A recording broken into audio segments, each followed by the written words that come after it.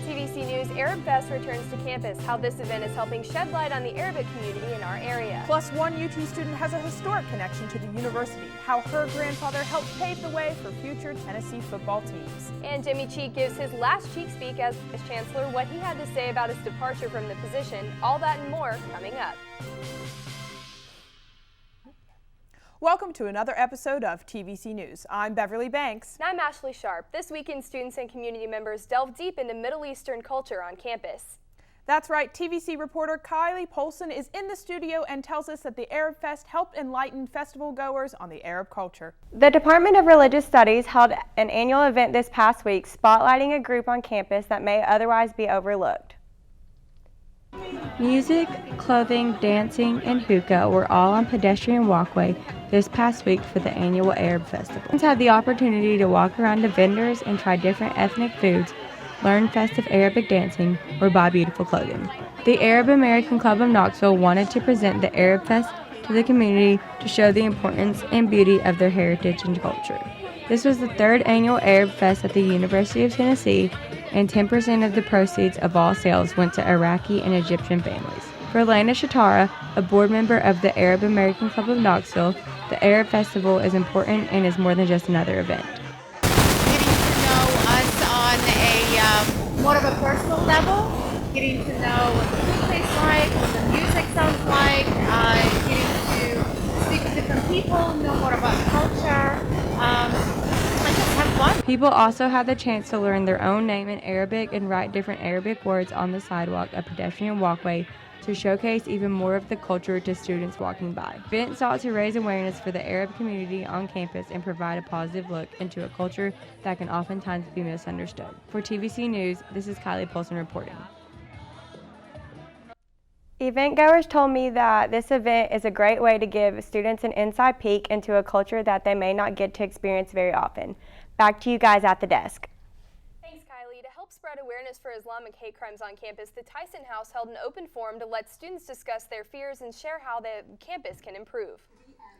Islamophobia and You encourage students and community members to come out and discuss how they can prevent hate crimes in the community. The dialogue encouraged students of all ethnic backgrounds to bond together as a community rather than being against one another, especially with the current election season, putting Islam in the hot seat. The final presidential debate of 2016 is in the books, and the Baker Center was back again to screen it for students. The Baker Center offered pizza and candy to all the students who came out to watch the final debate between Republican nominee Donald Trump and Democratic nominee Hillary Clinton. The candidates went well out for their last debate before America makes their final decision in the polls November 8th. The scandal over Trump's tapes and Hillary's emails were a continued issue over the night. Policies such as the Supreme Court, immigration, and ISIS came up. And if you are a Knox County citizen and wanted to early vote, the Baker Center is a certified voting location from October 31st to November 3rd. Circle Park shined brighter than the torchbearer flame this weekend, all in support of cancer research. The 2016 Light the Night event invited people to come out Tuesday and shine a lantern in memory and in support of those with cancer. The 3 different color lanterns all represented something different: red for supporters, white for survivors, and gold in memory of those who lost their battle to cancer. There were also lots of other fun opportunities, including face painting, bounce houses, music, and informational booths. All proceeds from the walk will go to raise awareness for the need of groundbreaking research to find a cure for cancer. Last year, events like this raised over $17 million to help stop cancer, and they hope to raise even more this year. The Baker Center held an energy and environment forum discussing an ethical, sustainable energy industry this week. TVC reporter Haley Gravitt has more. This past Monday, students gathered to hear how their job decision can ultimately affect our climate. Discussion on how to get a job saving the planet. Evan Goodstein, Director of Graduate Programs and Sustainability at Bard College, shares why getting a job that's environmentally safe can be beneficial. It's the kind of work young people are looking for, work with meaning, and this is the kind of work that you can devote a life to and not kind of worry about whether you've wasted your life. Goodstein talked with UT students about what career paths they should take if they are interested in saving the planet. You can work in this space either in policy, where you're working to change the rules, either in government or business, or in the NGO space, or you can work directly in the business world, where you're working to transform organizations to focus on solving social and environmental problems. For students like Mason Smith, Goodstein touched on topics relating back to their own interests. He talked about education, and that's kind of what I want to go into. Goodstein says there's a lot of planet saving to do, and students can have a direct impact on our planet's future by simply making a smarter career choice. Reporting for the TVC News, I'm Haley Gravitt. Goodstein also mentioned that for students looking in to pursue jobs in the environmental sphere, half of those jobs have not even been created yet. So students would essentially be creating their own job. Back to you.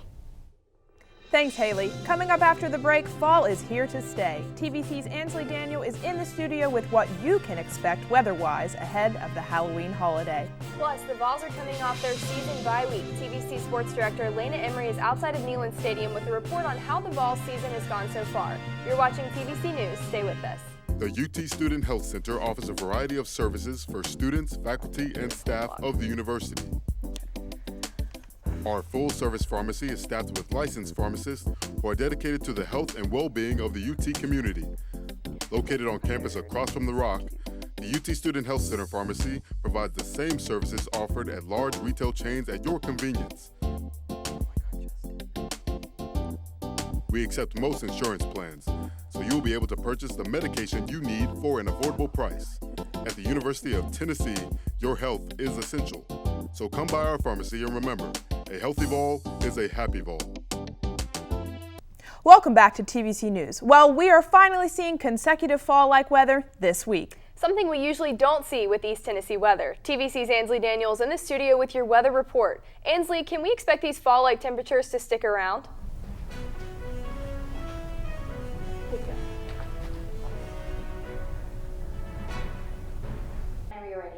Thanks, guys. Be sure to take an umbrella with you as there's a 60% chance of rain showers in the morning. Tomorrow's high is 76 degrees and the low is 52 degrees. Friday and Saturday will be sunny with a 10% chance of rain both days. The high Friday is 75 degrees while the low is 50. The high Saturday is 78 degrees with a low of 54 degrees. The week starts out partly cloudy on Sunday with a high of 78 degrees and a low of 50 degrees. Rain chances increase slightly at 10% Monday, but the temperature will be fantastic for trick-or-treating with a high of 75 degrees and a low of 48 degrees. Rain chances creep back up on Tuesday at 20%. However, the day is expected to be mostly sunny with a high of 77 degrees and a low of 53 degrees. Next Wednesday will be very similar with a slight chance of rain that's a little bit lower than 10%, along with a high of 77 degrees and a low of 53 degrees. Be sure to go out and take advantage of all the Halloween activities this weekend with the perfect weather. Back to you guys at the desk. All right, thank you, Ansley. Well, the Vols were able to take a week off to prepare after a devastating loss to Alabama. That's right, and we're going to send it out to TVC Sports Director Elena Emery outside Neyland Stadium with an update on this bye week and grading the Vols on their performance this fall. Elena, how are the Vols doing so far? Hey guys, I'm here at Neyland Stadium to celebrate its 95th birthday. This field is actually named after Shield Watkins Field, president of Knoxville City National Bank, Colonel W.S. Shields. And the stadium is named after General Neyland, who was head coach from 1926 to 1952. After recent renovations, its full capacity is at 102,455. It's also the 5th largest stadium in the nation. This week, the Vols head to South Carolina to take on the Gamecocks. They're coming off a bye week and back-to-back losses against Texas A&M and Alabama. South Carolina is 3-4 and Tennessee is 5-2. This is the 35th meeting between the two teams, and Tennessee has a 3-game winning streak. The injuries will definitely be a huge challenge that the team has to face this week. This includes Alvin Kamara, who was injured during Alabama game. But Coach Butch Jones said they anticipate on him being back in the next couple of weeks.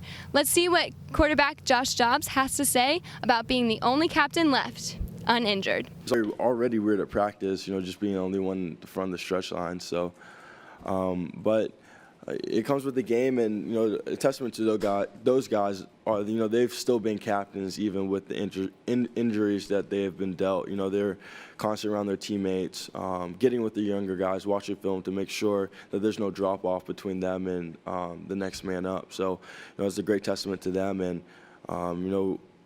they'll continue working, getting in the training room to get back out there, and we'll definitely need them when they come back. Kickoff is at 7:15 on ESPN2. From Neyland Stadium, I'm Elena Emery. Back to y'all at the desk.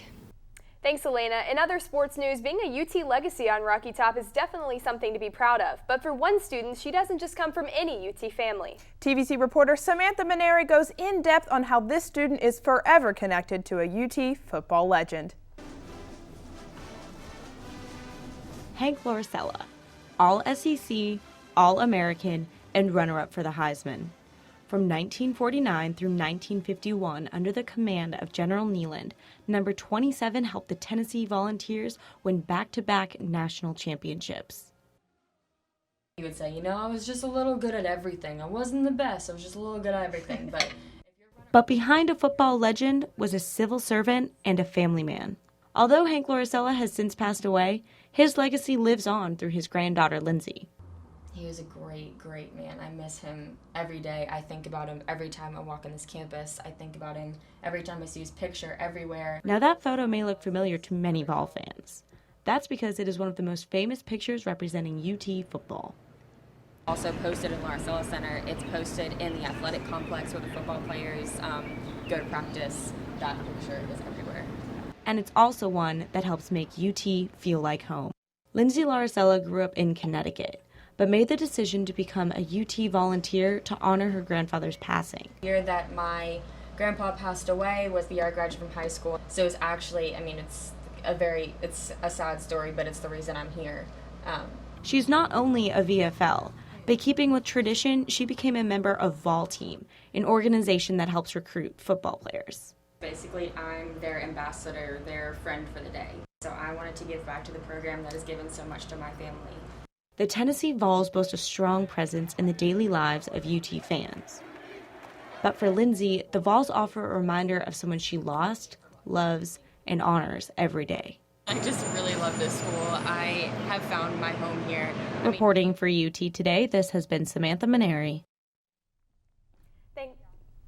Thanks, Sam. Well, this week's TVC News wanted to highlight an important issue being talked about by large numbers of students on campus. October is Domestic Violence Awareness Month, and several Greek organizations got together this week to promote awareness for domestic violence and provide a network of support. TVC reporter Elizabeth Longmire has more on the event and how we can all play a role in stopping domestic violence. And I didn't even get the ground, just a couple of things that I could fit in my hands, because I knew I had one chance that I was going to get out of that pool. This past Thursday, Domestic Violence Awareness Month concluded with a lecture hitting close to home for many University of Tennessee students. Greek organizations Delta Zeta, Alpha Chi Omega, Sigma Sigma Rho, Phi Sigma Kappa, and Sigma Phi Epsilon partnered to present Dee Dee Cooper, Have You Been Hit by Love? Dee Dee is a Middle Tennessee State University alumna and survivor of domestic violence during her collegiate years. And while she has traveled the United States to share her testimony of domestic violence to people of all ages, she felt that tonight was particularly important. It's amazing to be back here at UT Knoxville with a community that's so supportive of making sure that all of our students are protected and they're aware of the dangers of dating and domestic violence. And it was such an honor to be here to come back to the school and make sure that I'm doing my part to help educate and prevent people from being in the same situation I was in. While Dee Dee shared her story with students and university alumni, she also provided resources of outreach for students that could be undergoing the same situation. Teresa Ackerman, president of Delta Zeta Sorority, also spoke on the way she hopes Dee Dee's presentation will have positive impact on the lives of college students. Dee Dee's such an incredible speaker that I think it was just something that was so rewarding, knowing her personally, to host an event, to have her speak for not just our chapter, but for a bunch of other chapters. And as Domestic Violence Awareness Month comes to a close, the awareness and outreach does not stop there. If you or anyone you love is being affected by domestic violence, contact the Domestic Violence Hotline at 1-800-799-7232. With TVC News, I'm Elizabeth Longmire. Thanks, Elizabeth. Certainly an important issue to be talking about. Well, coming up after the break, Chancellor Jimmy Cheek steps down from his position. Elena Briones tells us what he had to say at the final Cheek Speak of his career. And the Halloween festivities have already begun in our area. An update on all the recent fall activities and more fall fun leading up to Monday. You're watching TVC News. Stay tuned. The UT Student Health Center offers a variety of services for students, faculty, and staff of the university. Our full-service pharmacy is staffed with licensed pharmacists who are dedicated to the health and well-being of the UT community. Located on campus across from the Rock, the UT Student Health Center Pharmacy provides the same services offered at large retail chains at your convenience.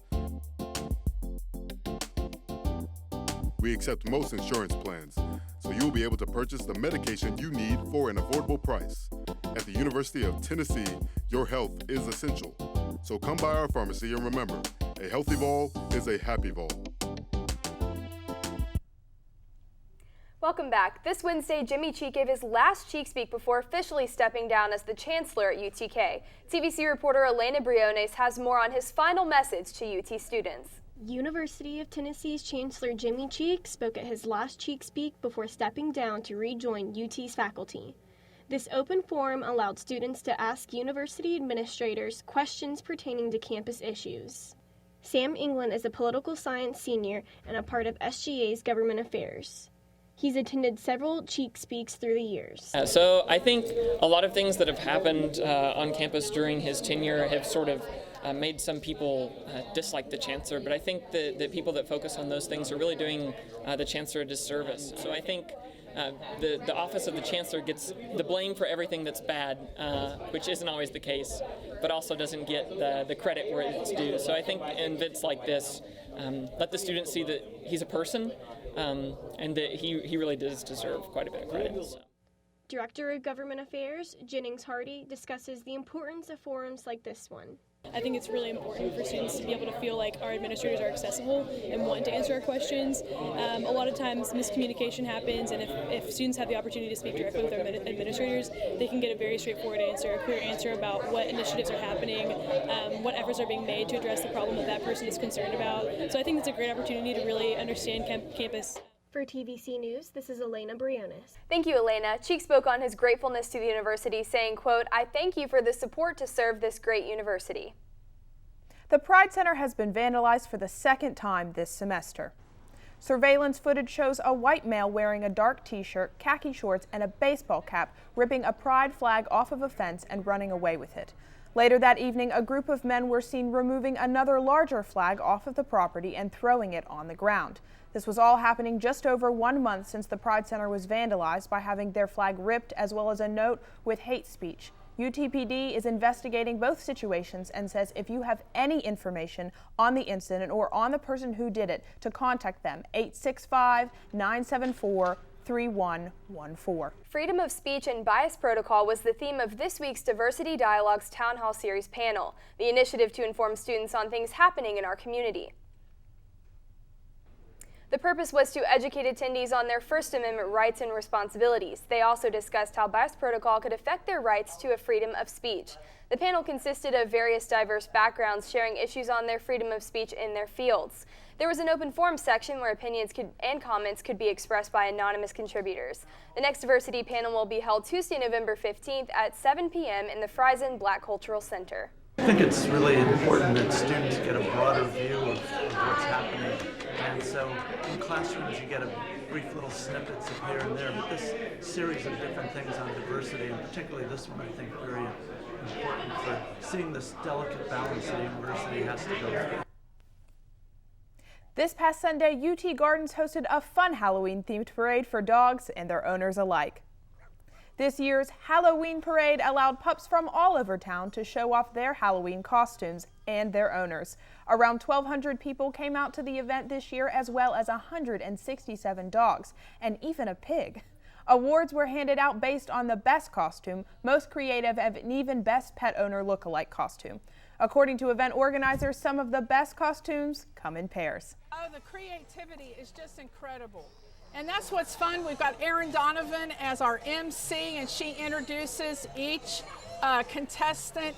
And yeah, sometimes the best ones are where the owner has dressed up to be a companion to the dog costume. This weekend, Knoxville hosted the 20th annual Come in Knoxville Race for the Cure in World's Fair Park. Swarms of pink flooded the street as thousands came out to run this 5K, all in support of cancer research. Breast cancer survivors and supporters of all ages and genders put their best foot forward to finish the race before them. For many survivors at the race, this was a very emotional day. The names of breast cancer survivors were read aloud, and each was provided a carnation upon completing the race. For many who have battled cancer, this race symbolizes something much greater, defeating cancer and finally crossing that finish line. This is an event where you get to get pumped up and get excited about the fact that we've all beat our cancer and that I'm going to, and so I'm just, it makes me feel good to spread the cheer. Fright Night is a fundraiser put on by Reese Hall each year to raise money for Habitat for Humanity. The Hall's resident assistants turn the basement into a haunted house where participants are guided through with a tour guide. This year's title is The Final Chapter, as this is the last Fright Night fundraiser that will occur. Be sure to experience the thrill this Thursday and Friday from 8 p.m. to 1 a.m. Admission is $3 per person and $5 per couple. The second annual pumpkin drop hosted by the Society of Physics students will be this Friday at 4 p.m. outside on the McClung Tower Plaza. Students will drop pumpkins frozen in liquid nitrogen from 60 feet up. There will also be live music, student organization booths, hands-on science demonstrations, free food, and a costume contest with prizes. The costume contest begins at 5 p.m. and the pumpkin drop will be promptly at 5:30. The event is free and open to the university and the public. The Campus Events Board presents its annual live Shadowcast performance of Rocky Horror Picture Show. The performance takes place this Saturday in the Hyper Courts at midnight. Shadowcasts are fans who act out the entire movie below or in front of the movie screen. This is a major part of the Rocky Horror Picture Show's film legacy. The showing is free and open to the public. Advance tickets are not required and costumes are encouraged for attendees. Well, lots of Halloween events going on this weekend. Were you planning on going to that haunted house? Oh, absolutely, yeah. It sounds a little scary, but, I think we could make it through. I think we'd be okay. Me and you, we'll go together. Oh, absolutely. Well, that's going to do it for today's show. I'm Ashley Sharp. And I'm Beverly Banks. Have a great week, UT.